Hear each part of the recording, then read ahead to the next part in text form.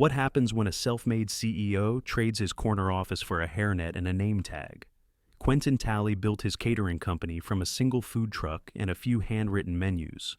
17 years later, he owns 17 locations across 3 states. Weddings, corporate events, private dinners, the brand had become known for fast service, fresh food, and a personal touch. But lately, something felt off. He'd been hearing vague concerns, workers quitting without notice, late deliveries, last-minute cancellations. But every time he asked for details, his district managers brushed it off. "Staffing's tight everywhere right now, Q," one of them said last week. "It's just the industry." Still, something didn't sit right with Quentin. He hadn't stepped foot in most of his kitchens in years. He didn't know the new cooks, the drivers, or even some of the managers. His gut told him to go see the truth for himself. So he did what he hadn't done in over a decade. He tied on an apron. He picked Location 13, a busy catering hub on the south side of St. Louis. It handled everything from school lunches to high-profile law firm events. According to reports, it was running smoothly. But Quentin had noticed it had the highest turnover of all 17 locations. He created a fake identity, Darren, a quiet, middle-aged ex-plumber looking to learn a new trade. He grew out his beard, dyed it gray, wore tinted glasses, and stuck to baggy chef uniforms. No one there had ever met him in person. Most staff wouldn't even know what the CEO looked like. They'd only seen his name on invoices or email headers. His first day started in the prep area. The kitchen buzzed with clanging pans, rice steamers hissing, and someone yelling about a missing order of shrimp. "Hey, new guy," a woman called, snapping off her gloves. "You Darren?" Quentin nodded. "Yeah. Supposed to start today." "You're with me. I'm Heather."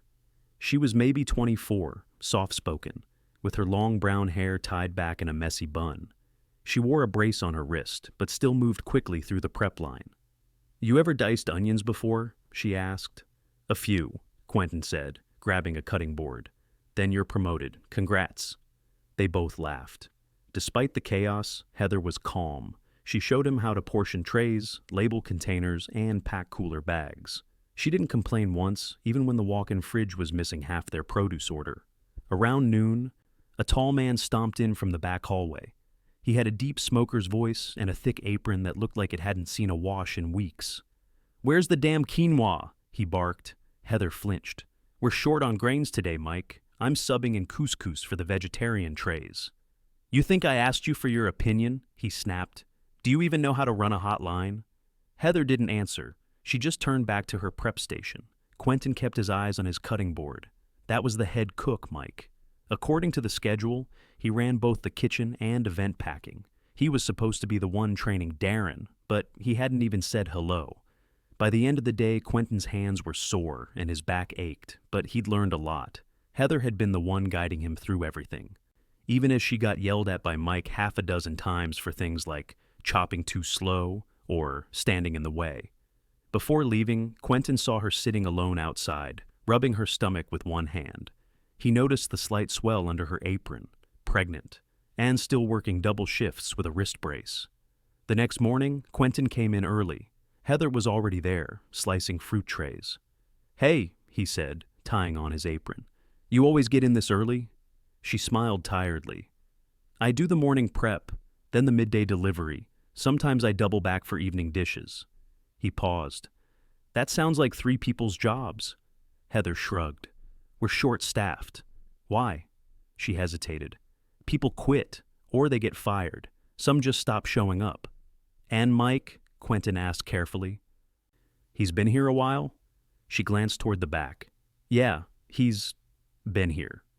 Later that day, the tension in the kitchen got worse. A last-minute wedding order came in 150 plated meals, all to be delivered within 4 hours. Mike lost it. "Who the hell prepped this chicken?" he shouted. No one answered. "I said, who prepped this?" He slammed the tray down, sauce flying. Heather stepped forward. "I did. Is something wrong with it?" Mike's face twisted. "You're supposed to be on cold prep. You think you can just do whatever you want? You think being pregnant makes you special?" The room went silent. A few workers froze. One of the drivers dropped a spoon. Quentin stood still, heart thudding. Mike kept going. "You're a liability. You can't even keep up with the damn pace. You want to sit around and get pity? Go cry in your car. Otherwise, move your ass." Heather's face turned pale. She didn't say a word. She just quietly backed away from the tray. Quentin clenched his fists. He'd seen enough, but not yet. He needed one more day to see if this was a one-time blow-up or a pattern. He didn't want to jump to conclusions. But that night, he didn't sleep. All he saw was Heather, standing there, shaking, trying not to cry. The next morning, Quentin arrived before sunrise, parked 2 blocks away again, and stepped into the back entrance unnoticed. The kitchen lights were on, but only one person was moving Manny, the dishwasher. He was stacking crates of utensils onto a rolling rack, earbuds in, head bobbing silently. Quentin nodded to him and started prepping the linen carts. He didn't see Heather yet. For a moment, he wondered if she'd called off. After yesterday, he wouldn't have blamed her. 30 minutes later, she walked in, slower than usual. Her coat was dusted with frost, and she looked like she hadn't slept. "You okay?" Quentin asked. Heather blinked at him, clearly surprised someone had asked. "Yeah, just late buses," she mumbled, rubbing her eyes. "I'm fine. I'll catch up." She pulled her apron tight and went straight to the fruit station. Not a word about yesterday. Not a complaint. Just work. Quentin didn't push. Instead, he watched closely. Heather moved more carefully today, like she was guarding her body from sudden motions. She was quieter, too. The usual small jokes and gentle corrections she offered were gone. At around 8, Mike walked in again, same stained apron, same sour expression. He didn't acknowledge anyone.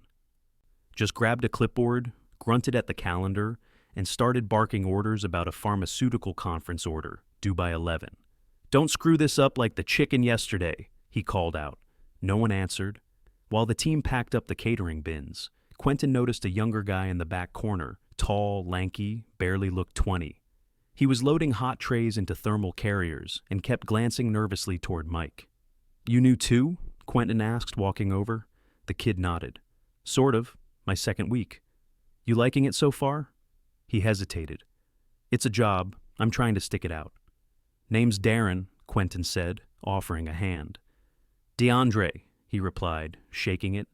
A few minutes passed before Mike yelled again. "DeAndre, you double-checked the load sheet?" "Yeah," he called back. "Twice." Mike marched over anyway, snatched the clipboard from his hands, and scanned it like he was hunting for a mistake. "Why are there 12 vegetarian meals? It was supposed to be 10.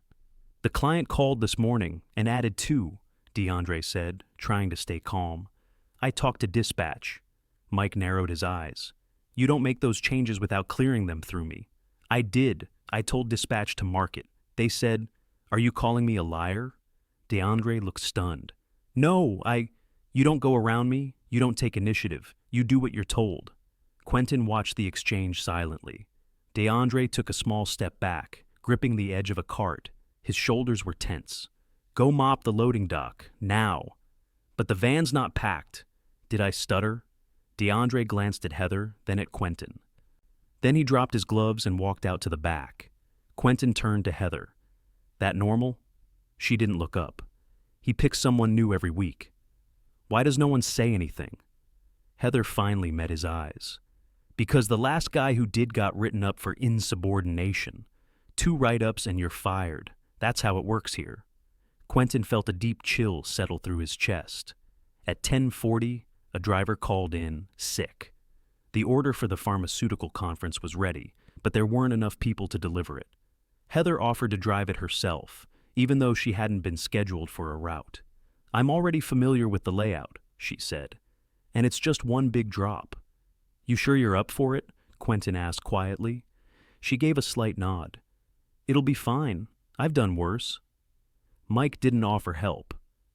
Didn't ask who could assist. Just waved vaguely and shouted, "Don't be late again." Heather loaded the van alone. Quentin offered to ride with her, but she said she'd manage. As she pulled out of the lot, he watched the van's dented bumper disappear around the corner. Back inside, Mike was in the office. Quentin knocked on the open door. "What?" Mike said without looking up. "Do you need help with the load sheets for tomorrow?" Mike grunted. "You don't touch those. You're prep. Stick to your lane." Quentin paused. "I was just thinking I could learn more if I saw how the process worked." Mike finally looked at him. You want to impress somebody, Darren? Show up, shut up, and don't screw up. That's it. Quentin gave a slow nod and walked away. By afternoon, the air in the kitchen was heavy. No music, no small talk. DeAndre hadn't returned. Manny was working his usual speed, but Quentin noticed his eyes darting toward the office every time Mike's voice came down the hallway. At 4, Heather came back. She looked flushed, her coat open, hair sticking to her forehead. You okay? Quentin asked. She leaned on the counter. The elevator at the conference center broke. I had to carry the trays up 2 flights. Quentin's jaw tightened. Alone? I asked for help. The site staff was short too. She started unpacking trays like nothing had happened. Her hands were trembling. Why didn't you call? He asked. She looked at him, almost amused. Call who? Mike? He'd have told me to suck it up. Quentin didn't respond. He just helped her lift the empty bins. As they worked, a woman stepped into the kitchen. She wore a navy pantsuit, heels, and carried a clipboard. Excuse me, she said. I'm with corporate compliance, doing a spot check. Mike appeared almost instantly. Yeah, I got the email. You just missed the lunch rush. She smiled faintly. That's fine. I'll just do a walkthrough. Mike kept close to her as she moved through the kitchen, pointing out the new inventory system, the relabeled spice racks, and the perfectly organized dry storage. But when she asked about employee documentation, he shifted. Some of the files are off-site, he said. We had a system crash last week, so not everything's logged. She raised an eyebrow. Who's your backup on staff scheduling? Mike hesitated. I handle that myself. Quentin noted the way the woman's pen paused. When she left, Mike's mood turned dark. He stormed back into the kitchen and slammed a clipboard onto the counter. Next person who leaves the fridge open gets docked. No one responded. At 6, Heather finally took off her apron. She winced as she untied it, her hand instinctively going to her back. You need a ride? Quentin asked. Her eyes widened in surprise. You drive? Bus stops are frozen over. I can drop you close. She hesitated, then nodded. Yeah, that'd help. They walked out silently. Inside Quentin's truck, Heather leaned back and let out a long breath. You're not like the others, she said. Quentin kept his eyes on the road. How so? You notice things. Most people don't. He didn't answer. Honestly, she added, I was going to quit next week. I'd already typed up the email. He glanced at her. What changed? She looked out the window. Still deciding. When he dropped her off, she thanked him and stepped out slowly. Quentin watched her walk to her apartment before driving off. He didn't head home. Instead, he drove straight to the regional HR office. He walked in, removed his cap, glasses, and fake beard in front of the receptionist. I need to speak to the head of compliance, he said. Now. The receptionist blinked. And you are? Quentin Talley, CEO. She stared for a second, then picked up the phone. 15 minutes later, Quentin was in a glass-walled conference room, sitting across from the same compliance officer who had visited the kitchen earlier. I need you to pull the full employment records for Mike Randall, he said. Every complaint, every write-up, every exit interview from that location. She opened her laptop without a word. And starting tomorrow morning, Quentin continued, he's on unpaid leave until I finish my review. No exceptions. I'll handle the replacement myself. She nodded slowly. Understood. Quentin stood. Also, I want a full audit on who's been promoted, who's left, and why. I want to know who's been ignored, and I want it by end of day tomorrow. He left the office with one final order, called back over his shoulder. And get Heather Collins' file. She's the only reason that kitchen's still standing. Quentin stepped into location 13 just after 6 a.m., this time through the front entrance. No apron, no alias, just a black wool coat and a folder under his arm. The front counter staff, half asleep and buried in order slips, didn't notice him at first. But when he walked straight past the employees only sign, without blinking, heads turned. He made his way through the prep corridor, ignoring the confused glances. The kitchen lights were on, though the pace hadn't picked up yet. Most of the team was still clocking in, tying their aprons or sipping burnt coffee from mismatched mugs. Heather stood at her station, already peeling oranges. Her wrist brace was gone, replaced by a compression glove. She looked up when she saw him. Her hands paused mid-motion. "Quen," he raised a finger gently. "Just give me 10 minutes." She nodded once and stepped back. Mike wasn't in the kitchen. Of course he wasn't. He never arrived before 7, and even then, only when he felt like it. Quentin crossed toward the office and opened the door without knocking. Inside, the lights were off. The desk was cluttered with shift logs, unopened mail, and a crusted takeout box.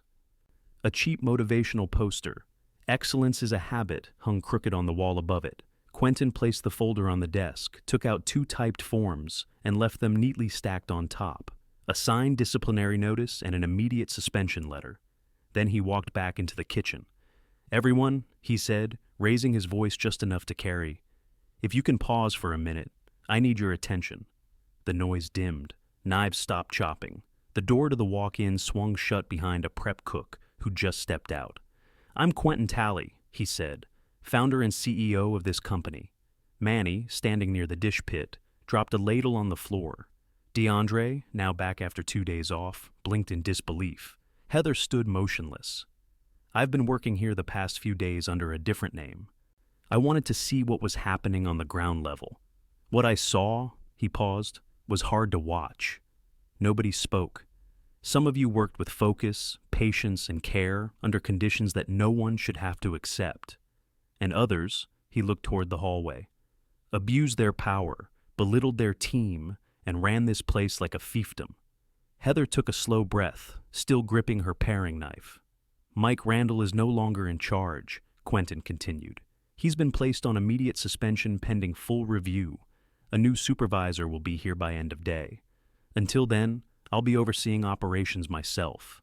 Murmurs spread across the room, some shocked, some relieved.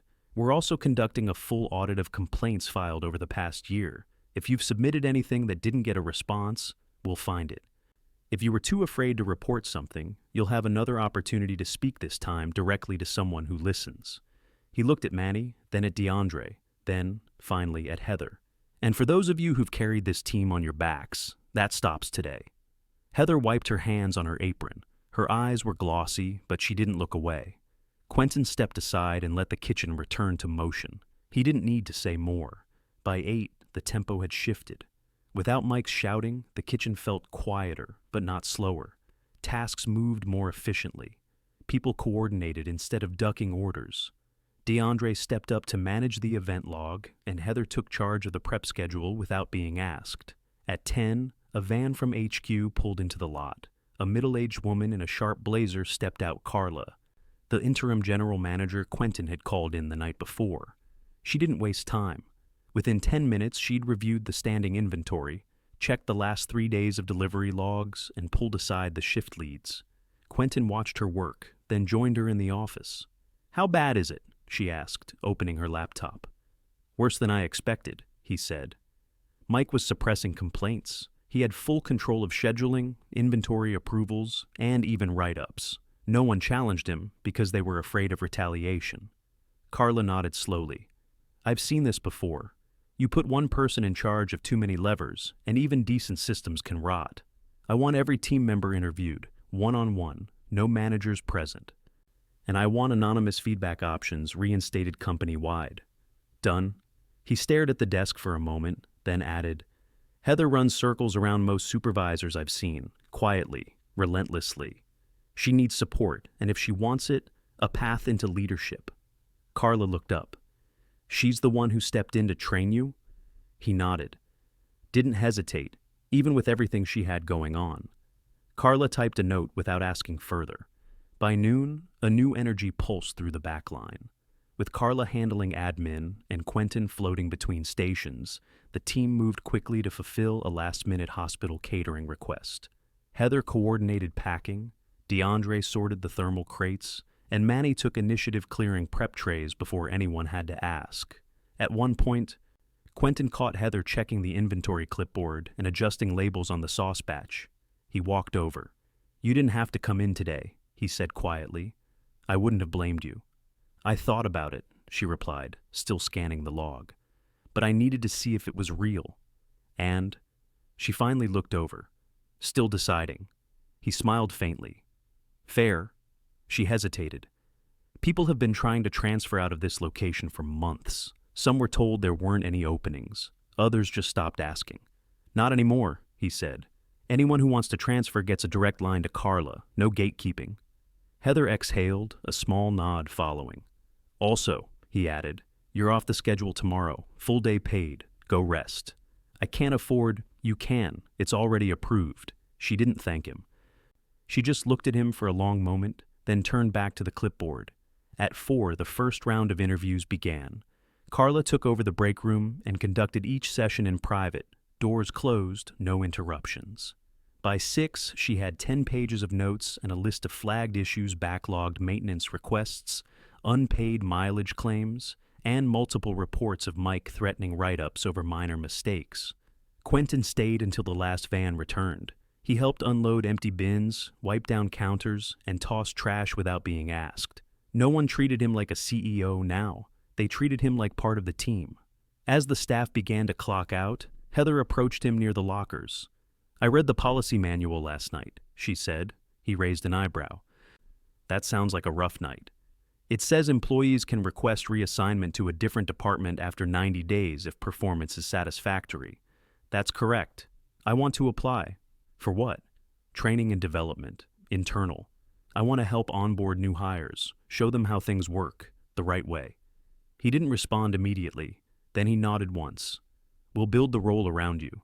She turned to go, then paused. DeAndre's good. He's green, but he listens, and he cares. I noticed.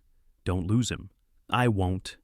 As she stepped outside, the cold wind caught her coat and lifted it slightly. She pulled it tight and disappeared into the early evening light. Quentin stood alone in the kitchen for a few minutes, the hum of the wok in the only sound left. He looked around at the quiet counters, the freshly wiped sinks, and the absence of shouting. This place had cracks, deep ones, but it wasn't broken. Not if the right people stayed. The following week began with overcast skies and temperatures just above freezing. Outside location 13, a new delivery van idled in the lot, engine humming quietly. Inside, the kitchen ran with a steady, deliberate rhythm. There was no rush music blaring, no clipped shouting, just the sound of food being prepared by people who finally had room to breathe. Carla stood at the dry goods shelf, clipboard in hand, reviewing the new vendor rotation. 2 more staff had been transferred in from a recently downsized location across the river. They were still learning, but both had food service experience and picked up the system quickly. That brought the kitchen to nearly full staffing for the first time in months. Quentin stood near the entry ramp, sleeves rolled, adjusting the new prep station layout with one of the shift leads. He had no intention of returning to the office until all pending changes were in place and not just on paper. "D'Andre," he called without raising his voice, "can you step over a minute?" The young man set down a tray of sealed salad boxes and walked over, wiping his hands on a towel. "There's a new slot opening in route coordination," Quentin said. "You've been on the floor long enough to know how we pack and ship. Think you'd be interested in helping dispatch?" DeAndre hesitated. "I've never done that kind of scheduling before."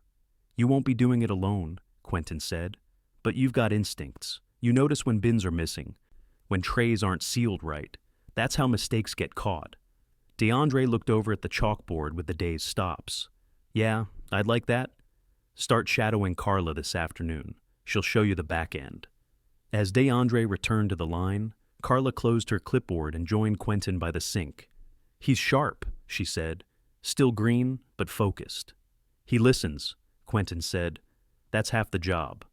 They both turned as the door swung open and a man in a corporate windbreaker stepped inside, carrying a small case. "Compliance," he said, flashing a badge. "Follow-up review." Carla stepped forward. "You can set up in the break room. All files are prepped." The man nodded and walked past them without another word. "Are you expecting any surprises?" Quentin asked. "No," Carla said. "But I'm not assuming anything either." The break room had been cleaned out. The vending machine was unplugged, the old stained microwave replaced. Feedback forms sat stacked on a folding table beside the HR sign and log. A few of the newer team members had already filed written statements. Most were about missed overtime payments, inconsistent shift rotations, and lack of proper safety equipment systemic issues Quentin had already started addressing. But one stood out. Carla passed him a statement during lunch, her brow creased. She didn't want to file it until she was sure Mike wouldn't be back. Quentin read it. It was from a former line cook named Tasha, who had quit 6 weeks earlier. She described being repeatedly given closing shifts despite a documented medical condition that required her to avoid late hours. She'd raised the issue twice. The second time, Mike told her to find another kitchen that gave a damn. Quentin folded the statement and slid it into his jacket pocket. I want her contacted. If she's willing to come back, we'll make space. Carla nodded. By mid-afternoon, the kitchen was in full flow. The hospital trays had been delivered on time, and the wedding tasting samples were packed for the next day. One of the new hires, Javier, accidentally spilled a tub of vinaigrette, and before anyone said a word, DeAndre was already mopping while Heather handed Javier a fresh pair of gloves. Heather now wore a navy polo instead of an apron. On her badge, Training Support Pilot Program. Quentin approached her near the prep sink. How's it feel? He asked. Strange, she said without looking up. Every time I hear a door open, I still brace for Mike. He's not coming back. She gave a small nod. I know, but your body remembers longer than your head does. You're doing well.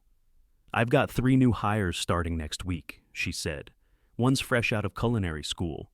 The other 2 are returning staff. I'm drafting a 2-week onboarding schedule.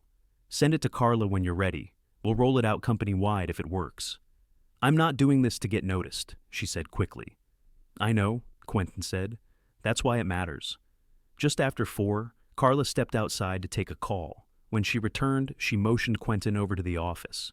It's done, she said. Compliance officer finished his review. No red flags. But there's one thing we need to act on now. She handed him a printed report. On it, 3 staff members reported seeing Mike harass a delivery driver last month, not verbally, but physically cornering him in the loading area, blocking the van until the driver signed off on a late shipment Mike had altered. Why wasn't this flagged earlier? Quentin asked. No one filed it. They were afraid. He stared at the report. We're filing it now, with legal. The driver's name is Alan, still works with the third-party courier. Carla picked up the phone and dialed legal directly. Quentin stepped out and walked toward the back dock. The air was sharp, the wind cutting across his sleeves. He stood there a moment, listening to the muffled clatter of trays inside. Mike hadn't just been harsh. He'd manipulated records, threatened workers, and crossed legal lines. And for almost a year, no one had stopped him. Because no one wanted to see it. That was on him. Not anymore. The next morning, a company-wide bulletin went out. It listed the new compliance protocol, anonymous hotline updates, and detailed the leadership audit that would begin within a month. It also announced the launch of the peer trainer program, naming Heather as its first coordinator. Heather read the announcement quietly at the prep counter. She didn't say much, just folded the paper and tucked it into her locker. Later that afternoon, Quentin called a meeting in the break room. No pomp, no banners, just chairs, coffee, and a whiteboard. I didn't come here to give a speech, he said, but I owe you something. He looked around the room, at Manny, now finally off dish rotations and training in cold prep, at DeAndre, seated near the back, wearing a fresh badge that read Dispatch Trainee, at Heather, arms crossed, watching carefully. I started this company with the idea that people would be treated like they mattered. That food was just the beginning. Somewhere along the way, I got too far from the ground. He turned to the whiteboard and wrote a word in thick marker. Listen. That's how we move forward. Not more slogans, just action. He didn't stay long after. He left them to finish their shifts. Outside, the wind had picked up again. Quentin pulled his coat tighter as he crossed the lot. His truck was waiting, but he paused, watching through the glass as the kitchen carried on, orders being packed, checklists being marked, trays sealed clean and tight, not perfect, but honest, and finally moving in the right direction.